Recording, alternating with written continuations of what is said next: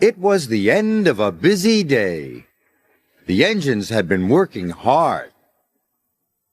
They were feeling pleased and proud. Except Henry. He was feeling ill.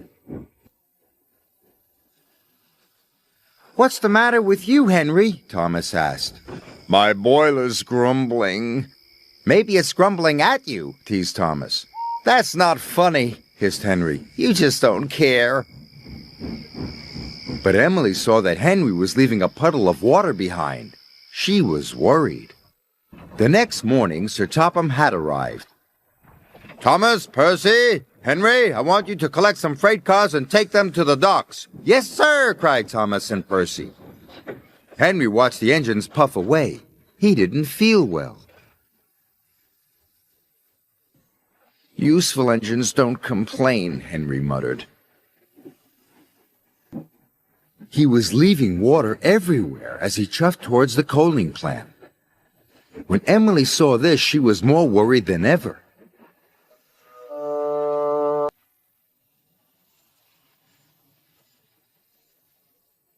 Then Thomas and Percy overtook Henry. "Hurry up, Henry!" Percy tooted. "I can't go any faster," Henry chuffed miserably. "You're just being lazy," teased Thomas. By the time Thomas and Percy reached the coaling plant, they had a naughty plan. "Please, sir," said Thomas, "Henry wants to take more freight cars." "He is bigger," added Percy. The yard manager agreed. Meanwhile, Emily was talking to Sir Topham Hatt. "I'm worried about Henry." Perhaps his tubes are leaking," replied Sir Topham Hatt. "You'd better check."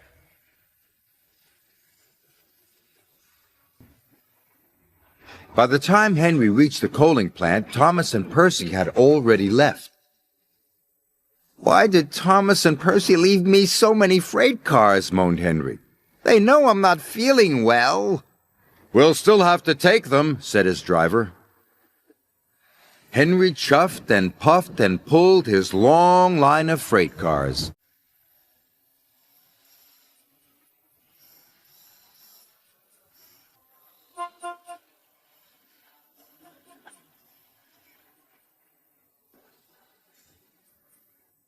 "You can do it, Henry," encouraged his driver.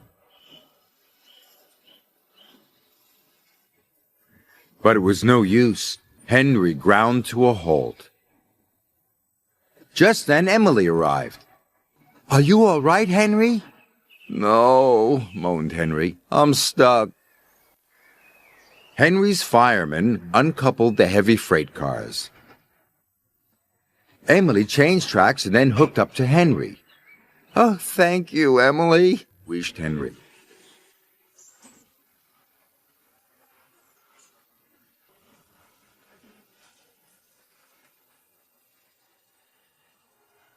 Emily and Henry puffed into the docks. "Well done, Emily," said Sir Topham Hatt. "Thank you, sir." Then he spoke to Henry. "You were brave, Henry.